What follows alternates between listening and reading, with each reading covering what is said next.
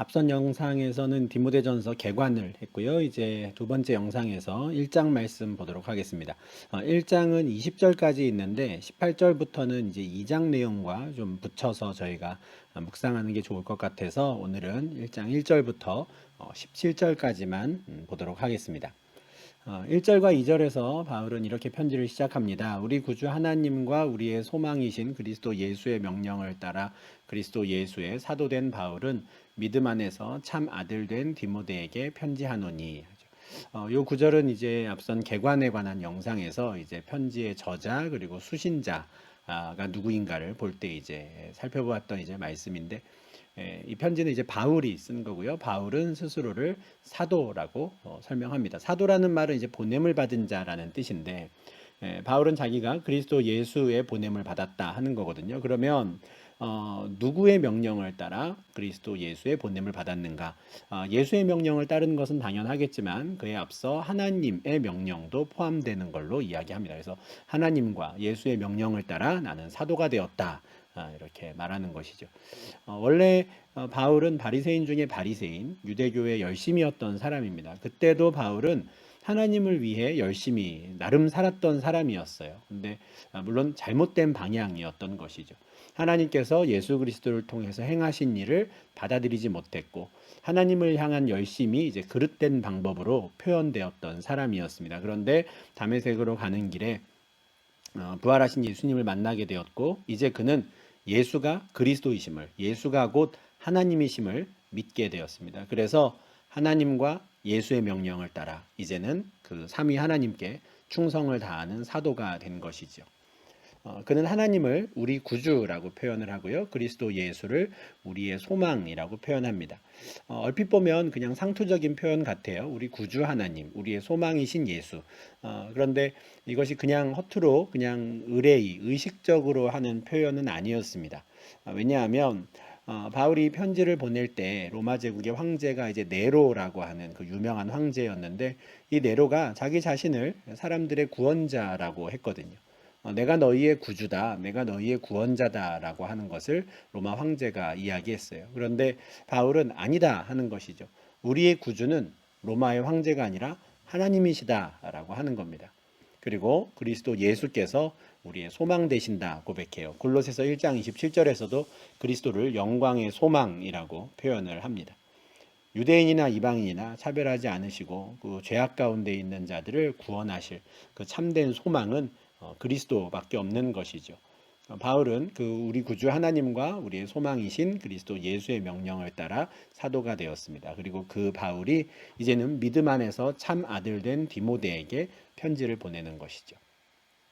이것도 역시 개관에서 말씀을 드렸지만 디모데 전서뿐만 아니라 고린도 전서에서도 바울은 디모데를 이제 내 아들 이렇게 표현을 합니다. 참 바울이 사랑했던 아들과 같은 청년이 이제 디모데였는데 그럼 디모데는 어땠을까? 디모데는 정말 바울을 어떻게 생각했을까? 역시나 디모데도 바울을 아버지와 같이 여겼던 것 같습니다. 빌립보서 2장 22절에 보면 디모데가 자기에게 하는 행동들, 모습을 바울이 이렇게 표현해요. 자식이 아버지에게 하는 것 같이 나에게 한다 이렇게 말하거든요. 그러니까 바울이 디모데를 아들과 같이 사랑했고 디모데도 또 바울을 정말 친아버지 같이 그렇게 사랑하며 따랐던 것으로 보입니다.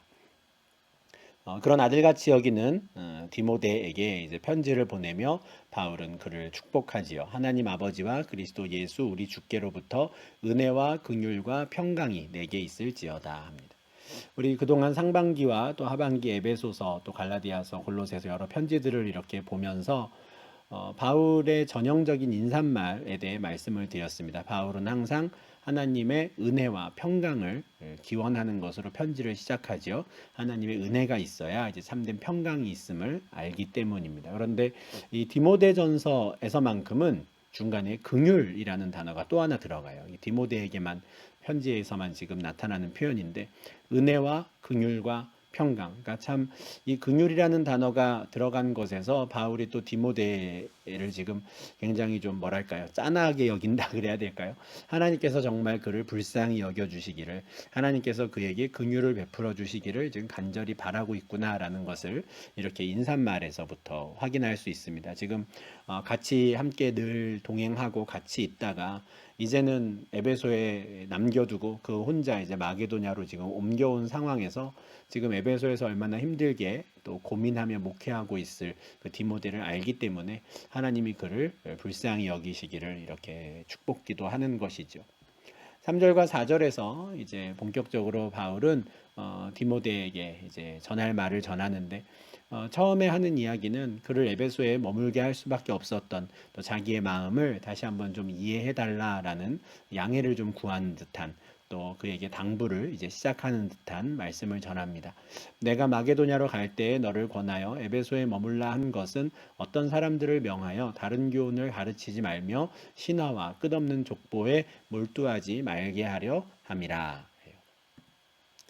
마게도냐가 지금의 그리스 북부 지역이라고 말씀을 드렸고요. 바울이 지금 디모데를 남겨둔 곳은 에베소입니다. 에베소에서 함께 있다가 바울 혼자 이제 마게도냐로 간 거죠. 바울이 디모데를 에베소에 남겨둔 것은 에베소 교회에 들어온 어떤 사람들로 인해서 그 공동체가 와해되었기 때문이에요. 물론 와해되었다 그렇다고 해서 뭐 완전히 사라진 것은 아니지만 예전 같지 않은 것이죠. 어떤 사람들이 들어와서 자꾸 다른 교훈을 가르치는 거예요. 바울이 그곳에서 2년간, 3년간 머무르며 두란노 서원에서 가르쳤던 그 참된 교훈, 참된 진리의 말씀이 아니라 말씀을 순전하게 가르치지 않고 이것저것 혼잡하게 만드는 사람들이 있었던 겁니다. 그리스 로마 제국의 여러 신화들을 가지고 와서 성경에 대입하기도 하고, 구약에 있는 끝없는 그 족보를 가지고 씨름을 하며, 사실은 복음의 본질에는 관심을 기울이지 않고 주변부에 자꾸 맴돌게 되는, 근데 그런 논쟁과 변론이 자꾸 이어지다 보면 참된 신앙을 갖기가 어려운 것이죠. 그래서 사람들이 점점점 이제 흩어지게 되고 마는 겁니다. 이 에베소라고 하는 지역이 갖고 있는 특성들이 있었겠지만, 이 에베소뿐만 아니라 주변의 골로새도 그렇고 그 당시 소아시아 지역, 특별히 그리스 로마 제국의 그 대부분의 지역들에서 좀 신앙생활을 하기가 어려웠던 게 아마 이런 이유 때문이었으리라 생각합니다. 골로새서 2장 8절에서도 골로새 교회 성도들에게 이렇게 권면했었죠. 누가 철학과 헛된 속임수로 너희를 사로잡을까 주의하라. 어떤 사람들이 나타나서 쓸데없는 이야기로 너희의 관심을 끌 텐데 딸려가지 말라는 것이죠. 이것은 사람의 전통과 세상의 초등 학문을 따르는 것이고 정작 그리스도를 따르는 게 아니다 해요. 아예 엉뚱한 이야기를 하는 게 아니라 비슷한 이야기를 하는 사람들도 있어요. 천사에 대해서 이야기하고 천사 숭배를 이야기하고 하나님의 말씀이라고 말을 하는데 자기의 생각, 육신의 생각을 덧붙여서 헛되이 과장하기도 하고, 그러니까 완전히 다른 이야기가 아니라 시작은 비슷하게 하는데 막 만들어내는 이야기를 하는, 새로운 이야기를 하는, 다른 교훈을 전하는 사람들이 있는 것이죠. 골로새 지역뿐 아니라 에베소에도 있고 아시아 전역에 이제 그런 사람들이 있었는데 그들로 인해서 참 신앙 공동체가 힘든 일들을 많이 겪는 겁니다. 에베소도 그런 상황이었고, 그래서 디모데를 그곳에 남겨둘 수밖에 없었던 것이죠.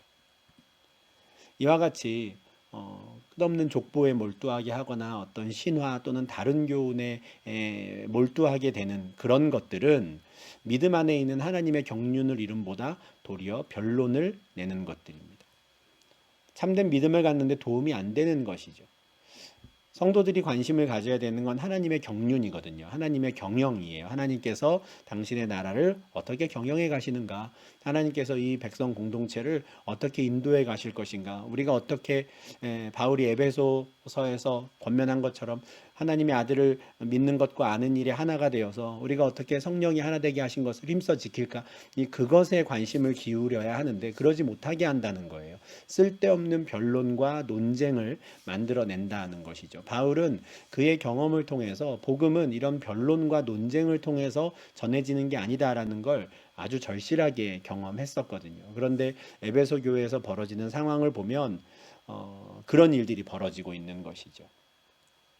바울이 이런 변론에 휩쓸린다든지 또는 어떤 철학과 사상의 논쟁의 결과 참 좋지 않은 감정을 느꼈던 적이 있습니다. 바로 사도행전 17장 22절의 상황인데, 사도행전 17장에서 바울은 아테네에 가지요. 원래는 그리스 북부 지역, 마게도니아 지역에서 복음을 전하다가 그곳에서 완강한 반대에 부딪혀서 바울 혼자 먼저 배를 타고 아테네로 내려오게 됩니다. 그곳에서 바울은 디모데와 또 실라를 기다리게 되는데, 기다리는 동안에 아테네 이곳저곳을 이제 다니다 보니까 너무 신전이 많은 거죠. 로마 제국에 정말 많은 신의 모든 신전이 다 아테네에 있고, 심지어 그 중에는 알지 못하는 신에게라고 하는 재단도 있는 걸 보는 거예요.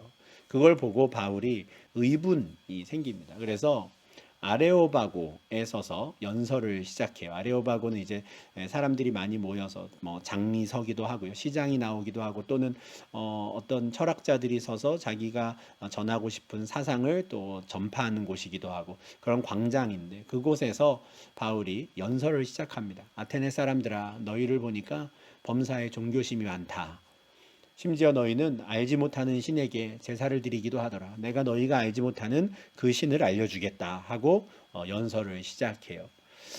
연설의 내용을 보면 참 짜임새가 있고요. 정말 바울이 당대 최고의 학문이죠. 수사학을 잘 배운 사람이구나라는 것. 그리고 자기가 배운 그 수사학을 총동원해서 그 철학의 도시 아테네 사람들에게 적합하게 잘 접근한 것처럼 보입니다. 그런데 막상 이 연설이 끝났을 때의 상황이 그렇게 좋지 않았던 것 같아요.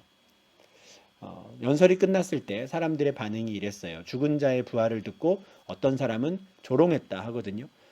누군가가 조롱하는 건 의례에 있는 일이었습니다. 바울이 심지어 바울은 돌에 맞아서 죽을 뻔한 일도 있었기 때문에 이런 조롱을 당하는 거는 그에게 낯선 건 아니었을 거예요.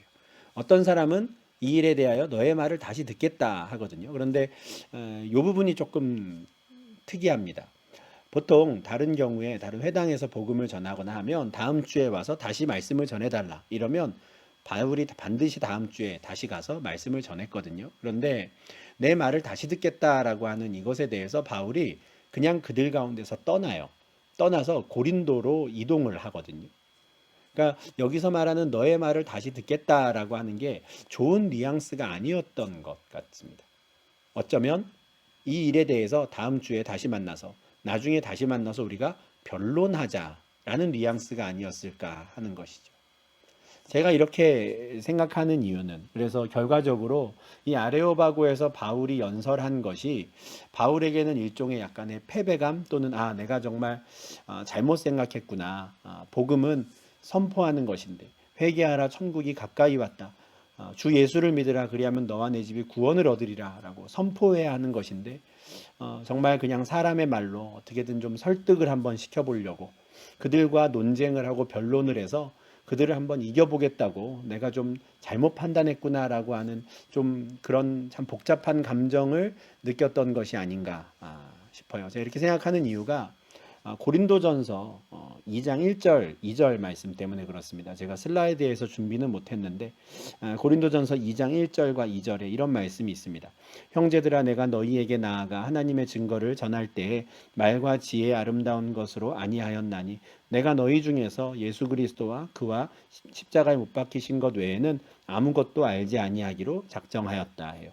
처음 그가 고린도에 갔을 때 말과 지혜의 아름다운 것으로 하나님을 증거하지 않았다는 거죠. 말과 지혜의 아름다운 것으로 하나님을 한번 전해보려고 했던 게 바로 그 직전에 이 아테네라는 도시에서 그가 했던 일이었던 거죠. 그런데 그 결과가 씁쓸한 거예요.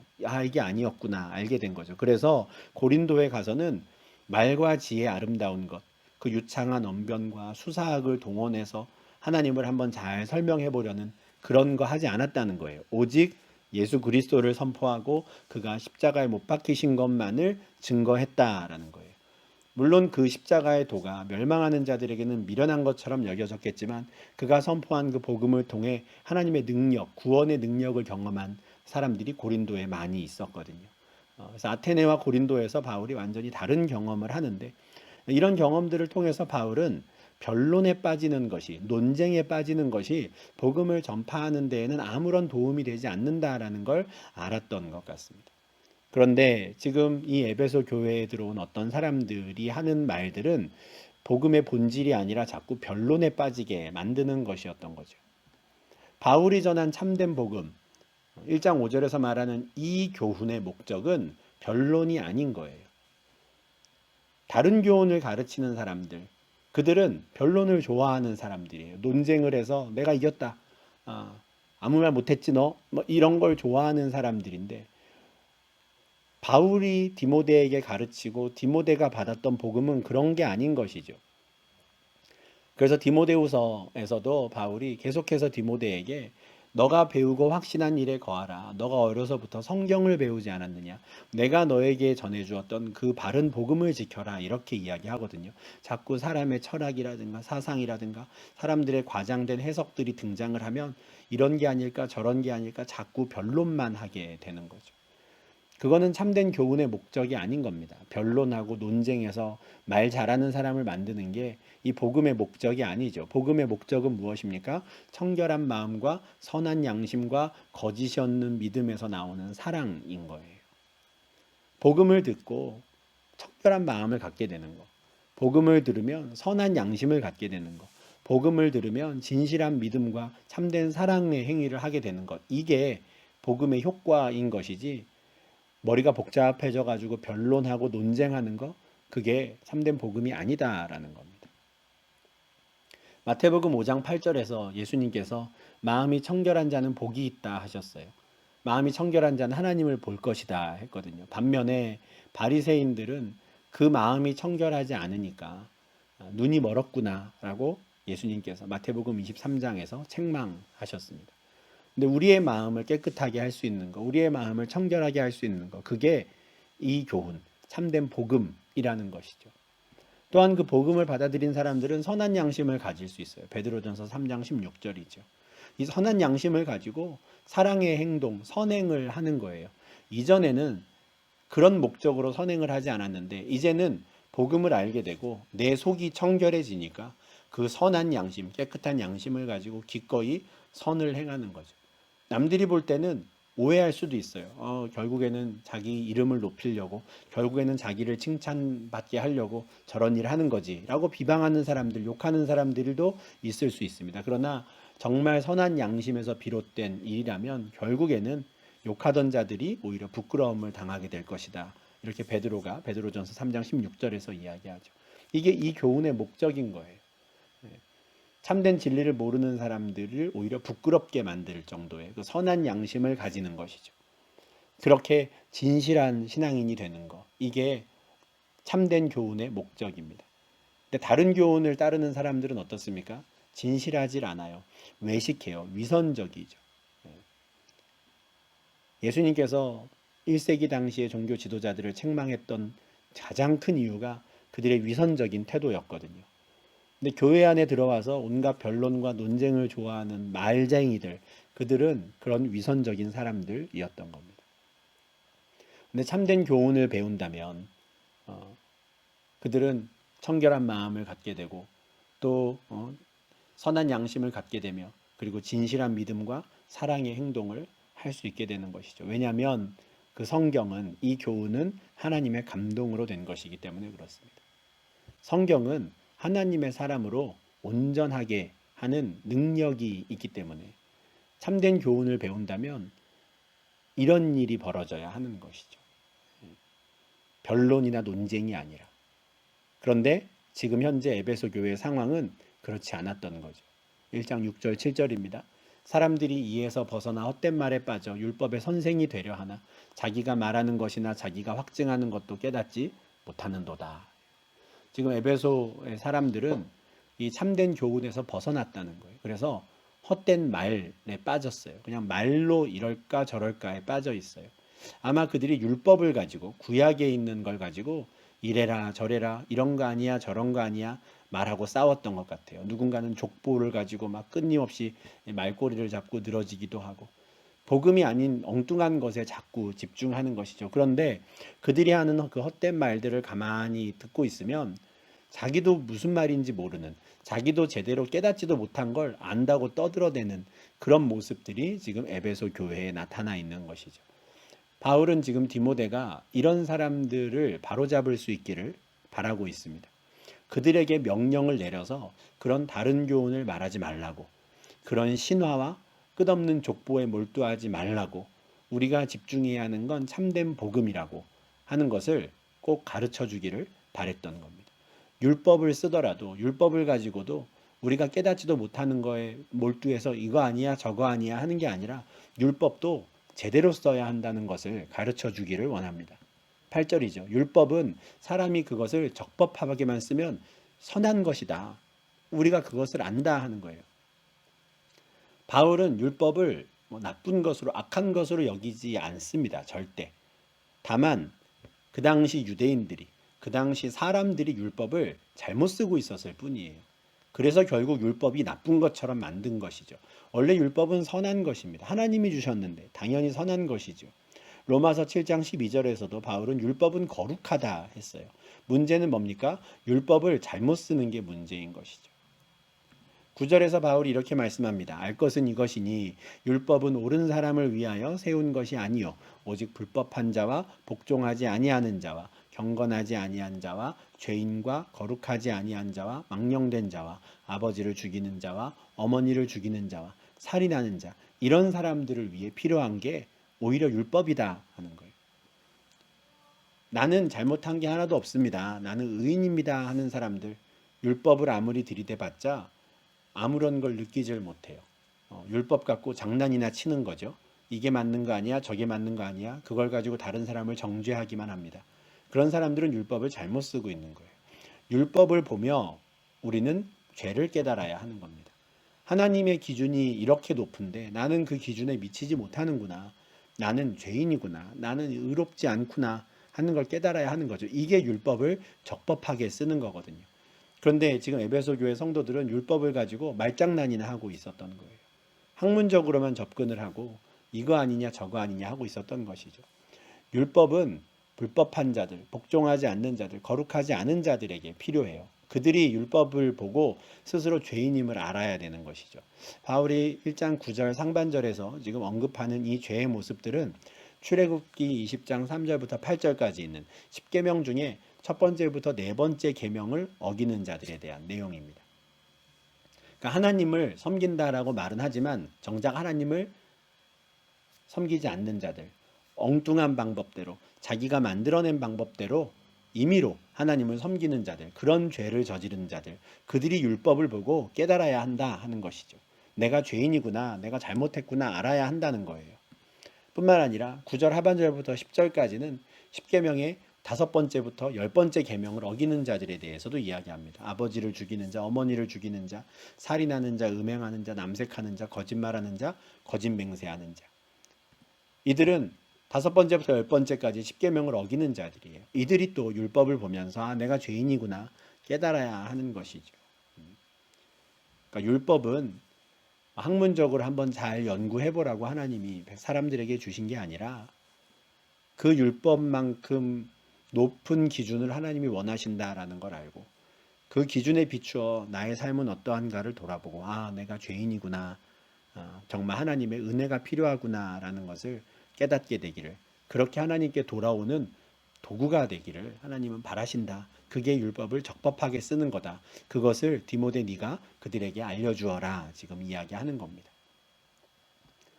바울은 이와 같은 참된 교훈, 참된 진리를 자신이 맡았다 이렇게 해요. 하나님께서, 예수께서 자기에게 이 교훈을 맡겼다 하는 거죠. 그리고 그것은 하나님의 영광의 복음이었어요. 이 교훈을 전하는 거죠. 그리고 그 자기가 맡은 교훈, 참된 진리를 디모데에게 가르쳤습니다.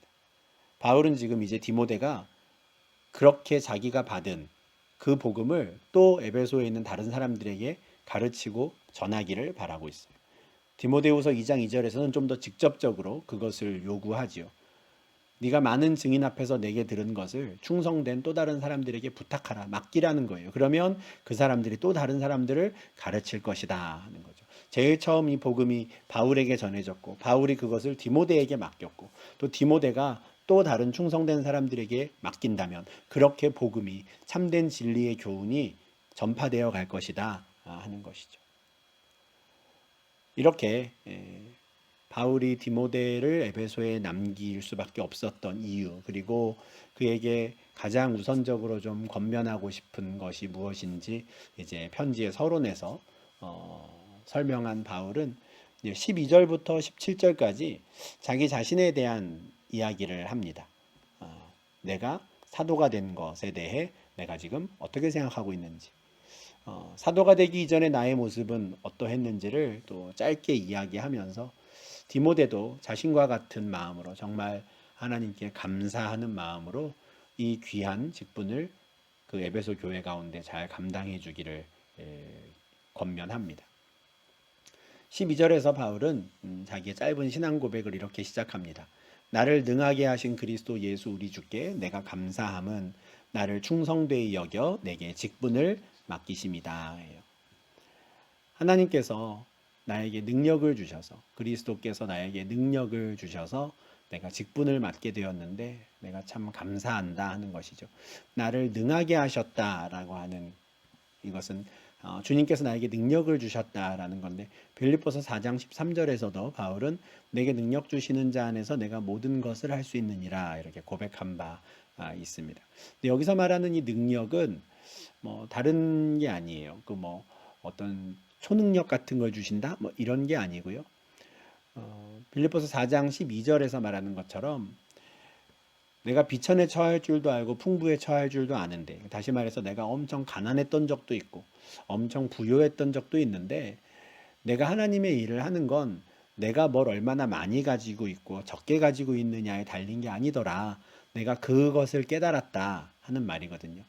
바울은 그 일체의 비결을 배웠습니다. 일체의 비결이 무엇인지는 빌립보서 4장 11절 앞구절에서 말하는데, 그게 바로 자족하는 법이죠. 하나님께서 나에게 주신 것을 나는 자족하는 법을 배웠고, 내가 그것에 자족하며, 그러면 하나님 지금 나에게 이만큼 주셨는데 이걸 가지고 내가 무엇을 할까요? 라고 하나님께 물었을 때 하나님께서는 나에게 그 모든 걸 감당할 수 있는 능력을 주셨다, 이렇게 고백을 하는 거거든요. 바울은 같은 고백을 지금 디모데가 할 수 있기를 바랍니다. 나를 능하게 하신 그리스도 예수께서 너를 또 능하게 하실 것이다. 지금 비록 에베소 교회의 형편이 좋지 않고 그곳에서 교회를 다시 회복시켜가는 그 상황이 참 힘은 들겠지만, 너도 나처럼 주께서 주시는 그 능력을 구하며 그 일을 잘 감당할 수 있기를 바란다 하는 거예요.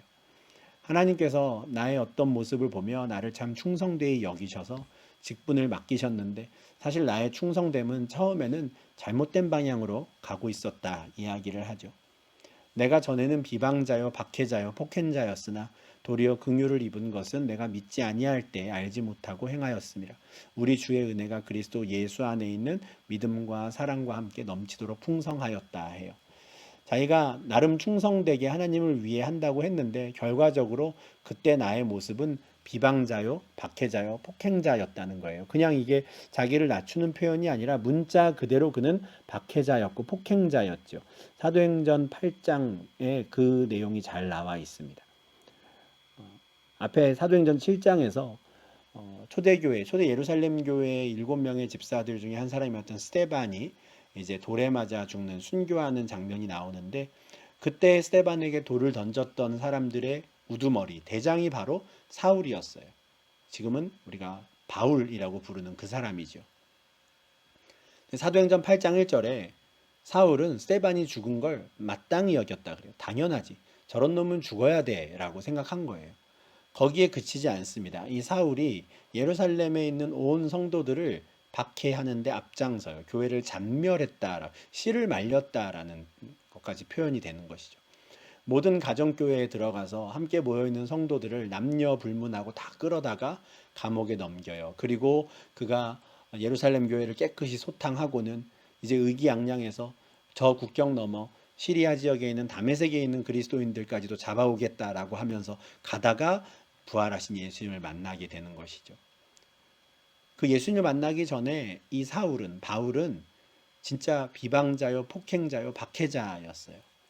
참 부끄러운 과거지만 바울은 그 과거를 또 숨기지는 않습니다. 복음을 전할 기회가 있을 때마다 사도행전 22장 4절, 26장 9절, 또 갈라디아서 1장 13절 자기의 그 부끄러운 과거를 주저하지 않고 꺼내놔요. 왜 그러겠습니까? 이런 나도 하나님이 용서하셨다. 그걸 알려주기 위해서예요. 디모데전서 1장 13절 14절에서도 지금 그 말씀을 전하고 있는 겁니다. 나는 정말 비방자였고 박해자고 폭행자였는데 그래도 내가 하나님의 은혜를 입은 것은 그래도 하나님께서 나를 불쌍히 여기시고 충성되이 여겨서 이 직분을 맡긴 건 내가 그래도 알지 못하고 행했다는 걸 좀 이해해 주셨기 때문이다. 이렇게 이야기하거든요. 그냥 자기 나름대로 이유를 찾은 것 같아요. 그냥 하나님이 뭐가 아쉬워서 나 같은 사람을 이렇게 부르셨을까? 내가 정말 하나님을 향한 열심이 나름대로는 있었는데 엉뚱한 방향으로 가긴 했지만 그래 네가 뭘 모르니까 그랬지라고 나를 좀 이해해 주신 것 아닌가? 그렇게 아마 나름대로 이유를 찾았던 것 같습니다. 사도행전 22장 3절에서 바울은 예루살렘에 있는 유대인들에게 자기 자신을 소개하면서 이렇게 말하거든요. 나는 유대인으로 길리기아 다소에서 났고 이 성 예루살렘에서 자라서 당대 최고의 학자 가말리엘의 문화에서 내가 율법의 엄한 교훈을 받았다. 가말리엘은 사내들인 공회원이었고 가말리엘의 제자들 중에서 바울이 1등이었죠. 1등. 가장 앞서 나가는 전도 유망한 제자였습니다. 아마 가말리엘 이후에 그는 사내들인 공회원이 될 수 있었을 거예요. 그는 정말 진심으로 하나님께 대하여 열심을 갖고 있던 사람이었어요. 물론 방향이 잘못되어서 예수께서 하신 일을 알지 못했고 하나님께서 예수를 통해 하신 일을 알지 못했기 때문에 결국 그리스도인들을 붙잡아 죽이는 엉뚱한 일, 그 악한 일들을 했지만 그 자신의 마음은 그래도 하나님에 대한 열심이 있었다는 거죠. 어쩌면 그냥 그거를 그나마 충성되이 여겨서 나에게 직분을 주신 것 아닐까? 결과적으로 그냥 그렇게 혼자 그렇게라도 좀 생각했던 것 같아요. 다행인 것은 부활하신 예수님을 만나서 이제는 내가 올바른 방향으로 달리기 시작했다 하는 거죠. 고린도전서 9장 26절이죠. 나는 다름질하기를 이제는 향방 없는 것 같이 하지 않는다. 방향을 알고 뛴다는 거예요. 전에는 엉뚱한 방향으로 뛰었거든요. 열심만 가지고 엉뚱한 방향으로 뛰었는데 이제는 내가 명확한 방향을 알고 달린다. 그게 지금 바울이 가고 있는 그 길이었습니다. 그리고 디모데도 똑같이 그 길을 가기를 지금 바라고 있는 것이죠. 엉뚱한 방향으로 가는 게 아니라 참된 방향으로 달려갈 수 있기를 바라는 겁니다. 자기가 그렇게 할 수 있었던 건 하나님께 긍휼을 입었기 때문이고 주의 은혜가 나에게 있었기 때문이고 그리스도 예수 안에 있는 믿음과 사랑이 내 안에 풍성했기에 이제라도 내가 올바른 방향으로 잡고 뛸 수 있었는데 하나님께서 너에게 긍휼을 베풀어 주셔서 너도 나와 같이 함께 할 수 있으면 좋겠다. 권면하고 당부하는 것이죠. 나 같은 사람도 불러서 비방자요, 박해자요, 폭해자였던 나 같은 사람도 불러서 이 귀한 직분을 맡기셨는데 너는 아마 하나님이 더 크게 귀하게 쓰실 거다. 그렇게 지금 당부하는 겁니다. 사실 바울이 자기의 어떤 부끄러운 과거를 좀 간단하게나마 이렇게 언급하며 나는 비방자요, 박해자요, 폭행자였는데 긍휼을 입었습니다 하는 것은 참 귀한 고백인데 사실 이건 바울만의 고백이 아니죠. 우리 모두의 고백이기도 합니다. 바울이 로마서 5장 8절에서 말하는 것처럼 우리 모두가 아직 주님 앞에 죄인이었을 때 하나님께서 예수 그리스도를 통해 당신의 사랑을 보여주셨죠. 그러니까 우리가 다 똑같은 말을 할 수밖에 없는 거죠. 내가 죄인이었는데 내가 비방자였는데 하나님께서 나에게 긍휼을 베풀어 주셨습니다. 근데 정말 그 은혜와 긍휼을 얼마나 깊이 아느냐에 달려 있는 것 같아요. 그걸 깊이 알면 알수록 정말 바울과 같이 살게 되는 것이죠. 그렇게 살지 않고는 빚진 자로서 가만히 있을 수가 없는 거죠. 그래서 그렇게 살면서도 또 하나님께서 나를 불쌍히 여기셔서 내가 이 영광의 직분을 감당하게 되었습니다. 이렇게 고백하게 되는 것 같습니다. 15절에서 바울은 아주 귀한 선포를 합니다. 미쁘다 모든 사람이 받을 만한 이 말이여 그리스도 예수께서 죄인을 구원하시려고 세상에 임하셨다 하였도다. 죄인 중에 내가 괴순이라. 미쁘다 모든 사람이 받을 만한 이 말이여. 무슨 말이냐면 모든 사람들이 정말 이 말은 믿고 받아들일 수 있다. 이 말은 모든 사람들이 받을 수 있는 정말 맞는 말이다. 참된 말이다. 죄인 중에 괴수인 나도 이 말에 아멘으로 답한다 하는 건데 이 말이 무슨 말입니까? 그리스도 예수께서 죄인을 구원하시려고 세상에 임하셨다 하는 말이에요. 모든 사람들이 이 말을 들으면, 그리스도 예수께서 죄인을 구원하시려고 세상에 임하셨다는 말을 들으면 아멘 하고 믿고 받아도 된다는 거죠. 죄인 중에 괴수인 나도 이 말씀을 받았으니까. 예수님께서도 내가 의인을 부르러 온 것이 아니요 죄인을 불러 회개시키러 왔노라 하시거든요. 나 잘났다고 하는 사람들, 나 죄 안 짓고 나 올바로 살았다고 말하는 사람들에게 복음은 필요 없습니다. 주님이 그런 사람을 찾으러 온 게 아니라 내가 죄인입니다. 내가 폭행자였고 비방자였고 주님 나를 불쌍히 여겨주십시오 하는 자들, 그들을 부르러 오셨거든요. 이 모든 사람들이 죄인인 것을 깨닫는다면 정말 이 말을 다 받을 수 있는 것이죠. 16절에서 바울은 내가 긍휼을 입은 까닭은 예수 그리스도께서 내게 먼저 일체 오래 참으심을 보이사 후에 주를 믿어 영생 얻는 자들에게 본이 되게 하려 하심이라 고백해요. 이것도 역시나 바울이 한참 동안 좀 고민을 했던 것 같아요. 왜 나 같은 사람을, 이 죄인 중에 괴수인 나에게 왜 긍휼을 베풀어 주셨을까? 왜 불쌍히 여기셨을까? 왜 나를 일찌감치 심판하지 않으셨을까? 주님께서 오래 참으셨구나 하는 거죠. 이것도 역시 바울에게만 일어나는 일이 아닙니다. 우리 모두에게도 일어나는 일이죠. 로마서 3장 25절입니다. 하나님께서 길이 참으시는 중에 언제까지 참으십니까? 우리가 그리스도 예수를 믿음으로 받아들일 때까지. 예수께서 믿음으로 말미암는 화목제물 되셨음을 우리가 받아들일 때까지 참으신다는 거예요. 그 길이 참으시다가 우리가 믿음을 갖게 되면 전에 지은 죄를 모르는 척 하신다는 거죠. 이미 십자가에서 다 그 죄사함을 이루셨으니 따지지 않으신다라는 겁니다. 하나님은 지금도 길이 참고 계십니다. 베드로가 그렇게 고백을 하죠. 주님이 다시 오시지 않는 것, 주님이 늦게 오시는 것처럼 보이는 건 누군가가 하는 말처럼 더디 오시는 게 아니다. 오히려 한 영혼이라도 더 구원하기를 기다리시며 하나님께서 참고 계시는 거다 라고 설명합니다. 하나님은 지금도 길이 참고 계시는 거죠. 사도 바울을 길이 참으시며 기다리셨던 하나님께서 우리를 참으며 기다리셨고 또 이제 앞으로 오고 오는 모든 세대들을 향해 길이 참으시며 기다리시는 거죠. 그리스도를 믿음으로 받아들이기를. 바울은 하나님께서 자신을 그렇게 오래 참으시며 용납하신 이유를 이렇게 설명해요. 그래서 나중에 자기처럼 주님을 믿어 영생 얻는 자들에게 본이 되도록 바울과 같은 사람도 내가 용서했다라는 것을 알려주기 위해서 하나님이 나를 용서하셨다 하는 거예요. 정말 하나님의 그 사랑을 정말 진실하게 깨달았기에 이런 겸손한 고백을 할 수 있게 되는 것 같아요. 내가 죄인 중에 괴수인데 다른 사람들에게 본이 되려고. 어떤 본이냐면 저 바울도 용서하셨는데 나도 용서해 주시겠지. 그런 믿음을 갖게 하려고. 참 겸손한 사도의 고백이라고 생각합니다. 그런데 바울은 진심이에요. 주님께서 오래 참으셔서 나를 구원하셨다. 나에게 긍휼을 베풀어 주셨다 하는 거죠. 그래서 17절에서 그는 하나님을 찬양하는 것으로 이 편지의 서론을 마칩니다. 영원하신 왕, 썩지 아니하고 보이지 아니하고 홀로 하나이신 하나님께 존귀와 영광이 영원 무궁하도록 있을지어다. 아멘. 이렇게 이제 서론이 마무리가 됩니다. 바울은 지금 이 에베소에 남겨둔 디모데를 참 짠하게 여기는 마음, 그러면서도 담대히 맡겨지는 사명을, 직분을 잘 감당하기를 바라는 마음으로 편지를 쓰기 시작했습니다. 그를 에베소에 남길 수밖에 없었던 이유와 동시에 그 교회를 어지럽히는 그 다른 말을 하는, 다른 교훈을 전하는 어떤 사람들을 입을 다물게 하라는 그 일에 힘쓰라고 당부하고요.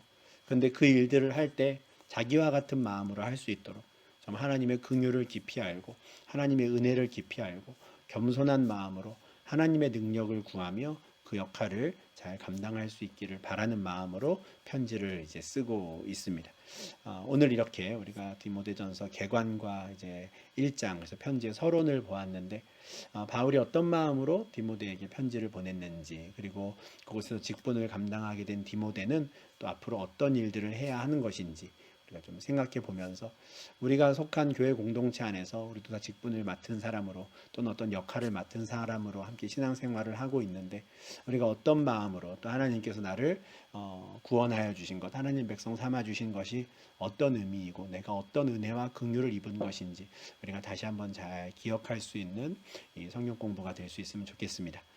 그래서 우리가 다음 주에 이제 2장 또 3장 이어지는 내용들을 저희가 볼 텐데 이어지는 내용에서는 이제 바울이 디모데에게 어떻게 교회를 회복시켜 가면 되는지, 교회 안에 어떻게 질서를 잡아야 하고 또 직분자들은 누구를 세워야 하는지 이런 것들에 대한 조언을 줍니다. 우리가 이 말씀들을 또 함께 보며 또 우리 교회 공동체도 또 우리가 잘 세워갈 수 있기 위해서 우리가 해야 될 일은 무엇인지 또 앞으로의 말씀들을 보면서 함께 묵상하도록 하겠습니다. 네, 이렇게 해서 이제 디모데전서 첫 번째 시간 마무리하고요. 이제 다음 주에 2장과 3장 이어지는 내용을 보도록 하겠습니다. 오늘도 또 오랜 시간 함께 해주셔서 감사하고요. 수고 많으셨습니다.